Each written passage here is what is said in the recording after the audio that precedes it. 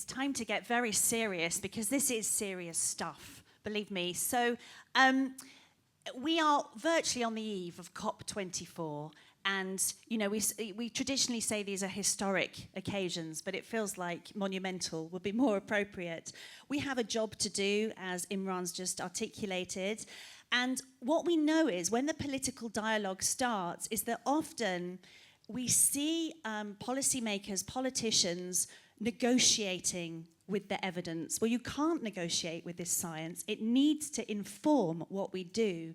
And I'm really delighted that we have a true leader here who knows you don't negotiate with the science, but you use it to form a consolidated response that closes the gap between the ambition that we need for future generations, because that's what's at stake here, and what our response as an industry. So let's hear from Stella McCartney, you've basically been doing this for 17 years, like leading this charge, and I'm sure it must be lonely out in front. So this is an opportunity, really, for the whole industry to come together and form a really coherent response. So tell us a little bit about the Charter. I know you can't say everything at this point, but tell us what's at stake and what the Charter brings to the table. All right, then. Firstly, hi, everyone. And thank you for having me, Imran, in the business of fashion. Yeah, I mean, you know, you watched that video, and it's pretty terrifying stuff, right? You know, we can't run away from it, I don't think, any longer. The reality is we are all faced with this problem now. We're all going to suffer the consequences if we do not take action in a positive way. We need to live in harmony with planet Earth, we need to live in harmony with our fellow creatures, and we need to be respectful of everything that she gives us. I mean, Jesus, she is like she's the gift that keeps on giving if we can allow her to. So, you know, we have everything, really. Everything is at stake. And I'm not even going to look at these pictures behind me because it just makes me want to go back into my cabin and, like, hide in bed. And I think that, you know, I guess I'm here to try and make it more hopeful, try and bring some lightness to the conversation and some solutions. And I think really that's what's happening with this charter. So in Poland on the 10th of December, the UN will unveil a charter that really has come together with over 20 industry leaders, hard hitters, and that's really what it needs. You know, now it needs more than just my voice and some smaller institutions working on this subject matter. It really needs leaders to come together and work as a force that can change policy and create laws and legislations. So they're working on 16 commitments that we hopefully will all adhere to. We're looking to get people to sign up, to join, because everyone's voice here at Voices, that's what matters. And it's really exciting, you know, it's really about bringing everyone together as an industry. And instead of having few people talk about it, it's about having everyone talk about it, and the leaders that actually make the change at the sourcing, at the manufacturing, and at the design, actually taking responsibility and you know, putting our money where our mouth is and looking to a more positive way of working together. Okay, that's an amazing rallying cry, and just to light the fire further, you know, obviously, unless we decarbonise rapidly by 2050, this industry will be responsible for a quarter of all carbon emissions, and people will not thank us for that. So this is a really constructive way feeding into the Paris Agreement as well, so it's a very important point. I want to talk to you a little bit about your own brand, because obviously there's been a conscious uncoupling with Kering, if I can put it like that. And you were very much the poster brand for environmental change under the auspices of Kering. How does that affect your future going forward and your commitment to sustainability? You probably don't like that word, do you? I love that word. Oh, good. I mean, I don't think enough people really know what it means. Yeah. I mean, that's something we'll talk about later on. Yeah, you know, my commitment is at the core of my sort of birthright, if you like, and it's at the core, I think, of everyone that works at Stella McCartney. As much as desirability and luxury and fashion, we care, you know, and we do have that awful word that seems to be a kind of it word right now. We do have authenticity in our just basic care for the planet and how we conduct ourselves in a more conscious way in business. So that's not going to change. Imagine if I just said, yeah, you know what, I'm just going to stop and I'm going to start making plastic bottles.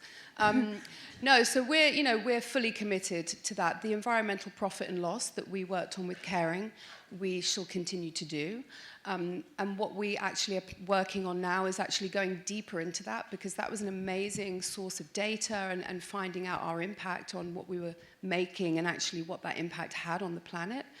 But what we were getting was sort of wide information, so that didn't necessarily always apply to us, and it wasn't completely tailored or personalized to us as a house.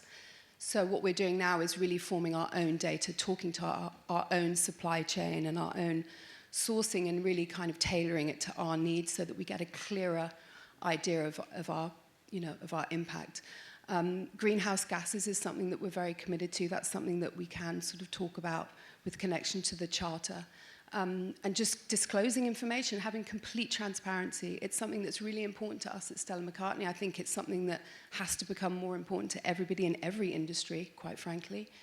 And also, being sort of manning up about the things that we need help on, too, because we're not perfect. Some things we do have to do conventionally. But, the commitment's there. It will be forever, hopefully. Well, I'm glad you're keeping with the EP&L, because I think you're one of the few people that understands how to use it. It's quite complicated. Visible panty line, which is, VP&L. It's actually an environmental profit and loss. Yeah, it's important that we're really clear about that. Very clear about that.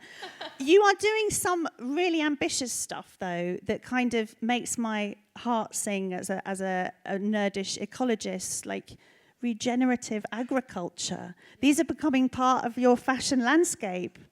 Yeah, we're working really hard on regenerative agriculture because, the thing is, it's weird. I grew up on an organic farm, and we had arable farms.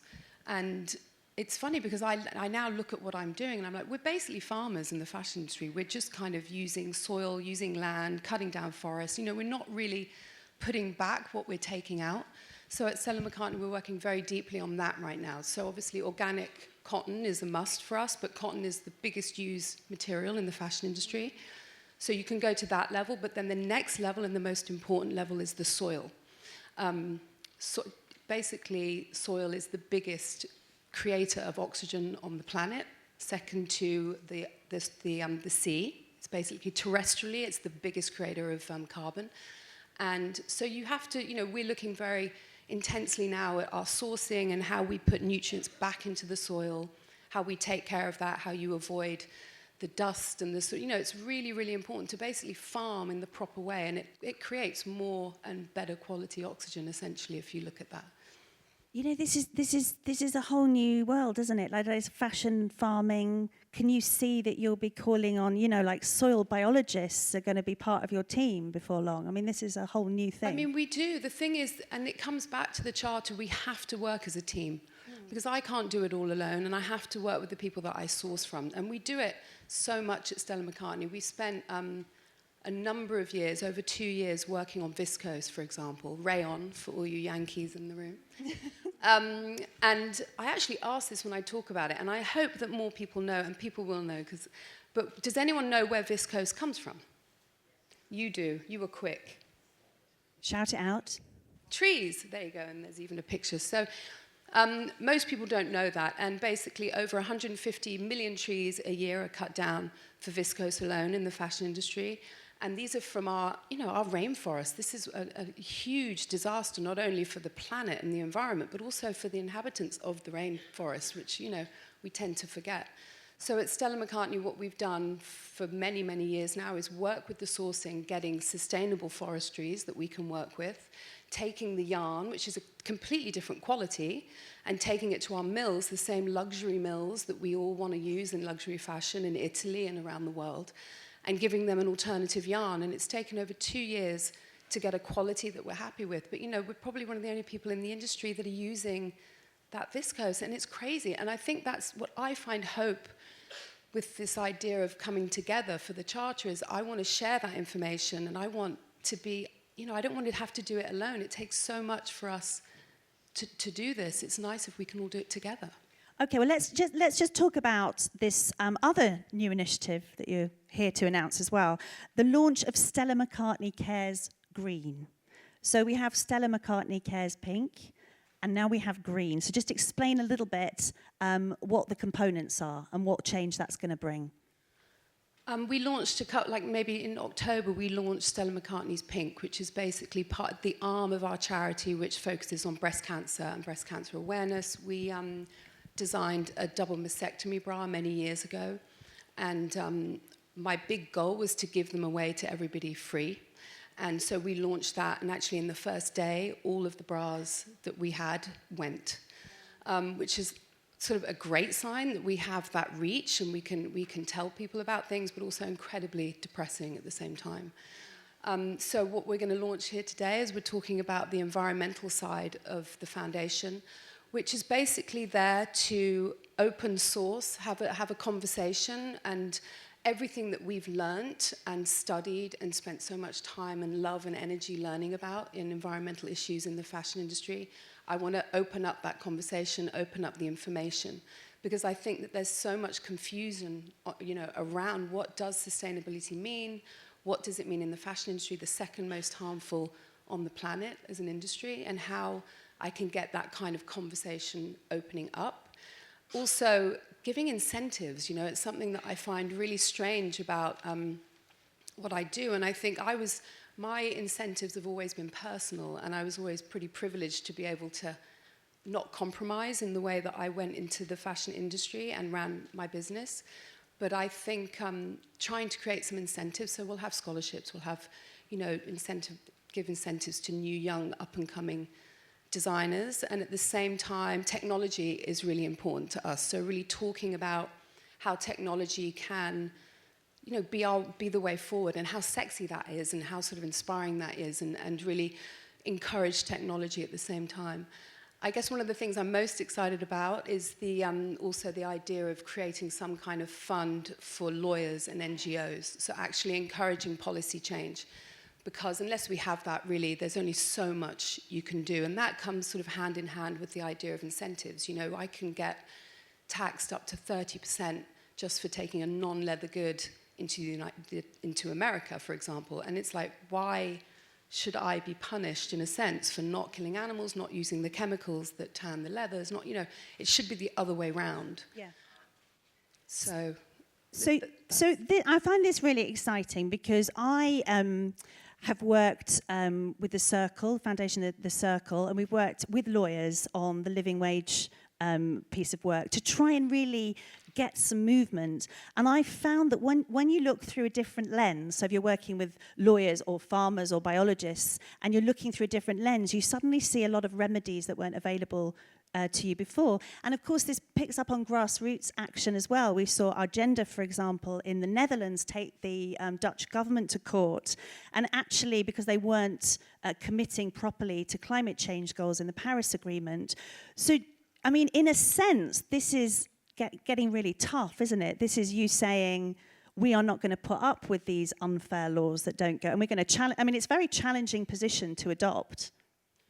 Yeah, I mean, I guess we've never really done things by the rule book at Stella McCartney. We're trying to change things, and I think that the entire conversation is about change in the right direction.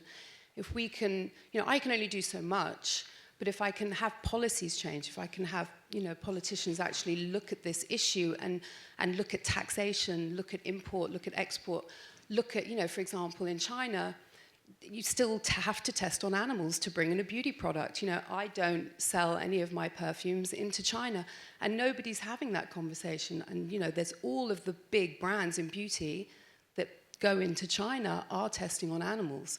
Now, if they all said no, if they all wanted to, we can have such a strong and powerful voice. And I think that, it can happen. I think it can happen now. This is amazing that we're even having this conversation. This is happening now, and I really see it. After all these years, I'm so excited, encouraged, and I think it is the time for change. So you're feeling hopeful? Because we've got a lot of doom and gloom around, especially going into COP24. We're worried about keeping to 1.5. There's been a lot of, we have a president in America who willfully doesn't know the difference between climate and weather. We are in this situation. We are where we are. But you're still feeling hopeful and like we can push through. Yeah, I mean, he's watching this right now. Should we say, hi, come on, you can do it. I have to be hopeful. We all have to be hopeful. You know, it's the way I'm wired, and I couldn't do what I do if I didn't have some kind of hope for the future of it. And I see that we can do it. You know, I think what's so kind of frustrating for me is I think, you know, I'm not a big brand. I'm not a loud voice. But I've got vegan Stan Smith on that I talked Adidas into doing with me, and they're a huge brand. And if they see that this can be made, first and foremost, and it can wear and tear as much as a leather Stan Smith using animal bones and fish bones glue, then maybe they'll change, you know? So if I can do it, anyone can do it. So I have to have hope, because there's a lot bigger voices than me out there with a lot more money and a lot more clout behind them. But you're very persuasive, Stella. We know that. We know that. And let's just have, because we've been given such a short amount of time today, let's just have a final act of persuasion, because you need everyone here and beyond to sign up to the Charter, don't you? So I want a big rally It's me cry. who needs it. It's only me that needs you to sign up. It's basically you all need to sign up because you all need to sign up. It's like, it's not, I mean, it's ridiculous that I'm having to even sit here and have this conversation, quite frankly. But it's a positive thing. It's a positive thing. It's amazing that, you know, we've started a conversation. We've opened up the concept that the people in power in the fashion industry can make change. They can take responsibility in their own hands. Consumers are critical. You know, conscious consumption is at the core of everything. If the people that make the business decisions know that the next generation of consumers will not stand for anything less than, you know, responsible business, then they're going to have to do it anyway. So I think it's great if everyone takes the law into their own hands. And, you know, it's doable. We can do it. And, you know, we have 16 commitments now. We can have many, many, many more. But this is the start. And, you know, be part of it, guys. You're all part of it. And it feeds directly into the Paris Agreement. So when your kids and your grandkids and whoever ask you what you did, you will be able to hold your head up and make eye contact and say, I was part of this incredibly important response. I just want you to finish just a comment on a phrase that you said to me before, which I really liked, when you said that this really is the ultimate luxury now. And this is something that young people respond to. And this is why we should see it as an opportunity. Well, you know, it's just all intertwined, isn't it? Many, many years ago, before this was a kind of fashionable conversation to have, people would say to me as a designer, what's your idea of luxury? You're like, oh, you know, like a Birkin bag? I don't know, like, what is that? What is that question? And for me, my personal idea of luxury is having a voice, having freedom, having clean air to breathe, having animals by our side that are happy and healthy and treated well, having pure water to drink, and having, you know, the luxury of having Mother Nature and planet Earth in a healthy state. That for me is like the ultimate. I don't know what other luxury there is, other than, you know, a Falabella bag and a pair of vegan Stan Smiths.